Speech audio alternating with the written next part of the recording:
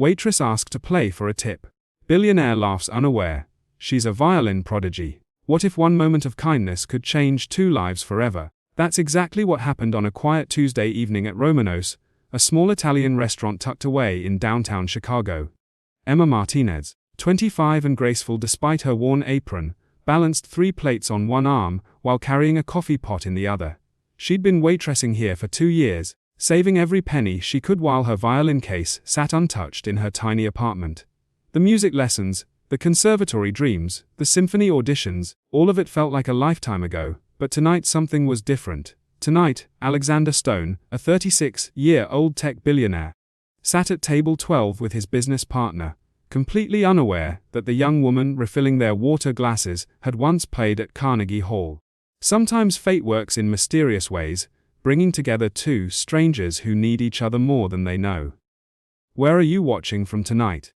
Emma had learned to move through the restaurant like a dancer, her steps quiet and efficient. She'd perfected the art of being invisible, of blending into the background while wealthy customers discussed million-dollar deals over their pasta. It wasn't always easy, especially when her fingers would unconsciously move across her serving tray as if it were a fingerboard. Muscle memory, refusing to let her forget what she'd once been. Alexander Stone barely glanced up when she approached his table. He was deep in conversation with his business partner, Marcus, about their latest acquisition. The numbers don't lie, Alexander was saying, his expensive watch catching the candle light. We're looking at a 30% increase in the first quarter alone. He had that confident air that came with success. Tailored suit perfectly, styled dark hair, and the kind of presence that commanded attention in boardrooms across the country. More wine? Emma asked softly, noting how Alexander's companion kept checking his phone. Please, Marcus replied distractedly. Actually, Alex, I hate to cut this short, but Sarah's having contractions. The baby's coming early. Alexander's demeanor shifted instantly. Go, we'll finish this tomorrow. Congratulations, man. As Marcus hurried out, Emma watched Alexander's shoulders drop slightly. For just a moment, the confident businessman looked almost lonely sitting there by himself. She had seen it before. Successful people who had everything except someone to share it with. Her grandmother used to say that money couldn't buy the things that really mattered, and working here had shown her how true that was. Would you like to box up your dinner? She offered gently. Alexander looked up at her for the first time that evening, really looked at her. There was something in her eyes, a depth that surprised him. Actually, no. I think I'll stay a while. It's not like there's anyone waiting for me at home. Emma felt a pang of recognition. She knew that feeling all too well. Sometimes being alone isn't the worst thing, she said, then immediately worried she'd overstepped. I'm sorry. I didn't mean to. No, it's fine, Alexander said, and his smile was genuine. You're right. Though I have to admit, eating alone in restaurants always makes me feel like everyone's watching. They're not, Emma assured him. Most people are too wrapped up in their own stories to notice anyone else's. Something in her voice made him curious. There was a wisdom there that seemed older than her years, a quiet strength that intrigued him. As she moved to clear Marcus' place setting, Alexander noticed how graceful her hands were, how carefully she handled everything. You know, he said impulsively. This might sound strange, but you don't seem like someone who's meant to be invisible. Emma's hand stilled on the wine glass. For a moment, something flickered across her face. Surprise, pain, maybe hope, but then she smiled politely, professionally. We all have our roles to play, don't we? She said softly, and walked away before he could ask what she meant. Alexander watched her go, wondering why he suddenly felt like he'd just missed something important. As the evening wore on, the restaurant grew quieter. Emma noticed Alexander still sitting at his table, occasionally taking calls, but mostly just watching the world go by through the window.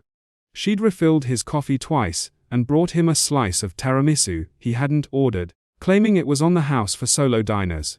You don't have to take pity on me, he'd said with a wry smile. I'm not, she'd replied. I just know what it's like to eat alone. Now, as she wiped down the neighboring tables, she could hear him on another business call, his voice tight with frustration. No, that's not what we agreed on, he was saying. The timeline was clear from the beginning. He rubbed his forehead, and Emma could see the exhaustion settling into his features. When he finally hung up, she approached with fresh coffee. Rough day. Alexander laughed. But there was no humor in it. Try rough year. Sometimes I wonder if any of it's worth it. You know, all these deals, all these numbers, but what's the point if you don't have anyone to share the victories with? Emma paused in her pouring. What about your family? Parents passed when I was young. Built my company from nothing, but somewhere along the way, I forgot to build a life. He looked up at her again, and this time his gaze was searching. What about you? Family dreams? The question hit Emma like a physical blow. Dreams. She hadn't spoken about her dreams in so long. I had dreams once, she said quietly, then caught herself. I mean, everyone does when they're young, right? What kind of dreams? Emma's hand unconsciously moved to her throat, where a small violin pendant hung hidden beneath her uniform. Music. She whispered so softly he almost didn't hear her. Alexander leaned forward. You're a musician. The pain that flashed across Emma's face was unmistakable. I was a long time ago. What happened? She was quiet for so long that Alexander thought she wouldn't answer. Then in a voice barely above a whisper, she said, life happened. My parents died in a car accident 3 years ago, left me with nothing but debt and my violin. I had to choose between keeping the memory alive through music or keeping myself alive by paying rent. The silence that followed was heavy with understanding. Alexander had built an empire, but he recognized the weight of impossible choices. I'm sorry, he said and meant it. Emma wiped her eyes quickly, professionally. It's fine, I made my choice. But as she started to walk away, Alexander called after her. What if you didn't have to choose? She turned back, hope and fear whirring in her expression. There's a violin on the wall over there, Alexander said, pointing to the restaurant's decor. Play something for a tip, a big tip. Emma's laugh was shaky, disbelieving. That's just decoration. It probably doesn't even try, Alexander said simply. What's the worst that could happen? If this moment touched your heart, please give the video a thumbs up. Emma stared at him, her world balancing on the edge of possibility and terror. Emma's hands trembled as she looked at the violin mounted on the wall. It had been there so long she'd stopped seeing it like everything else that reminded her of the life she'd given up. But now, under Alexander's encouraging gaze, it seemed to glow in the dim restaurant lighting. I can't, she whispered, shaking her head. I haven't played in 3 years. My fingers aren't. I'm not who I used to be. Alexander stood up, his expression gentle but determined. Sometimes we're exactly who we need to be. We just don't know it yet. With careful reverence, he lifted the violin from its display. To their surprise, it was real, dusty and neglected, but real. Emma's breath caught as he held it out to her, and for a moment she just stared at it like it might disappear. The phone, Mr. Romano. He mentioned once that it belonged to his grandmother, Emma said, her voice distant. She played in the old country. Then maybe it's been waiting for the right hands, Alexander suggested softly. Emma's fingers hovered over, the instrument not quite touching. What if I've forgotten everything? What if I disappoint you? Impossible, Alexander said with such certainty that Emma almost believed him. The restaurant was nearly empty now, just a few lingering customers, and the soft clink of dishes being cleared in the kitchen. Emma finally took the violin, and the moment it touched her hands, something shifted in her posture, her shoulders straightened, her chin lifted slightly, and for the first time since Alexander had been watching her, she looked like she belonged exactly where she was. She tested the strings. They were horribly out of tune, but as she began to adjust them, her movements became more confident, more sure. Muscle memory 3 years dormant began to wake up.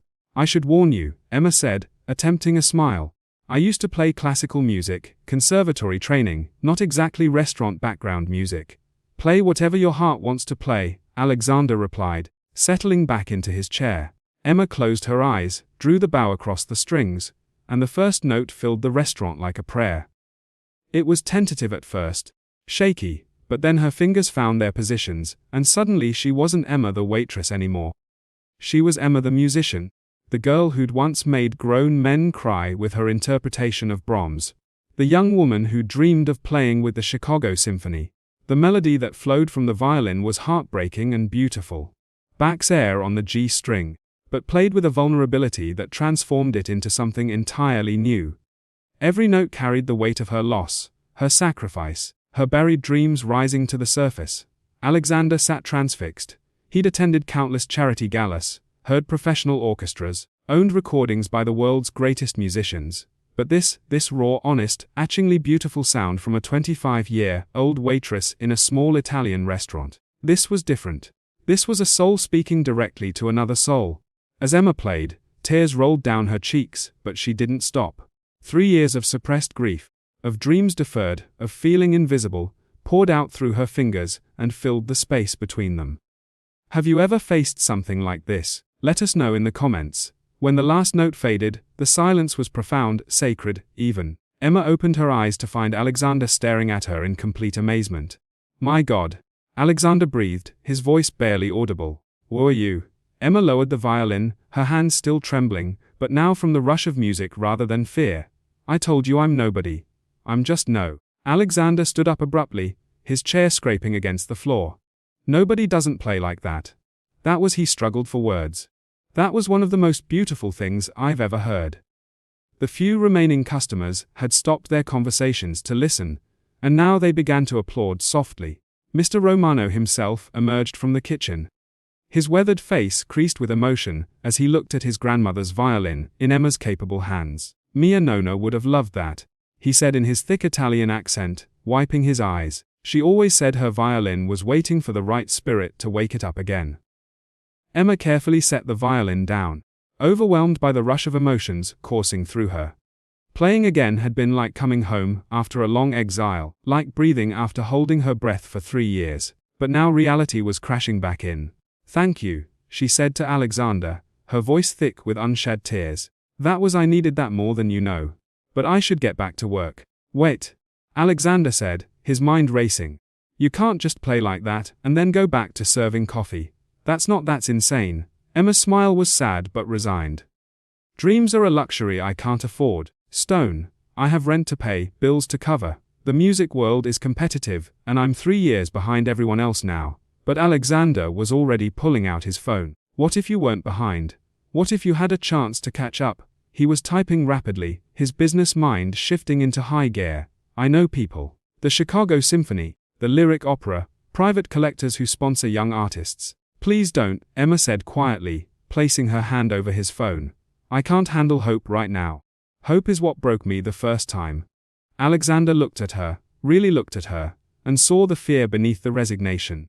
He recognized it because he'd felt it himself. The terror of wanting something so badly that the thought of losing it again was paralyzing. What if it wasn't about hope? He asked gently. What if it was just about what you deserve? Before Emma could respond, his phone buzzed with an incoming call. The caller ID made him straighten up immediately. It was Margaret Chen, the director of the Chicago Symphony's Youth Development Program, someone he donated to generously over the years. I have to take this, he said to Emma. But please don't go anywhere. As Alexander stepped away to answer the call, Emma sank into a nearby chair, emotionally drained, but somehow lighter than she'd felt in years. She touched the violin strings gently, marveling at how natural it had felt to play again. Mr. Romano approached with 2 cups of espresso. For 30 years that violin hung silent on my wall, he said, sitting beside her. Tonight you gave it voice again. Sometimes fate works in mysterious ways. Nung. If you've been enjoying this story, subscribe to our channel for more heartwarming tales. Emma nodded, watching Alexander pace by the window as he spoke animatedly into his phone, gesturing with his free hand. Maybe, just maybe, some dreams were worth the risk of hope. Alexander returned to the table with an expression Emma couldn't quite read, excitement mixed with something deeper, more thoughtful.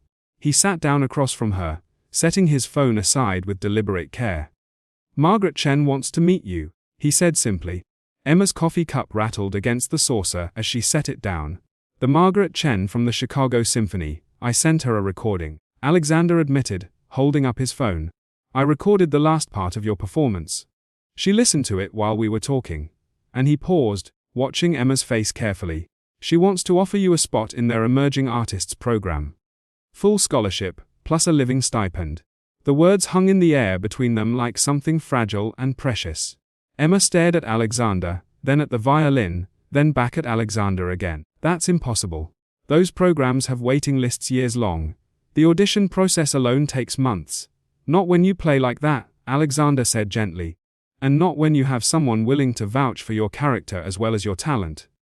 Emma's eyes filled with tears again. But these were different. Not tears of grief or regret, but of something she was afraid to name. "Why?" she whispered. "Why would you do this for a stranger?" Alexander was quiet for a moment, considering his answer. "Because tonight you reminded me of something I'd forgotten. Success isn't just about building something big. It's about recognizing something beautiful when you see it and having the courage to protect it."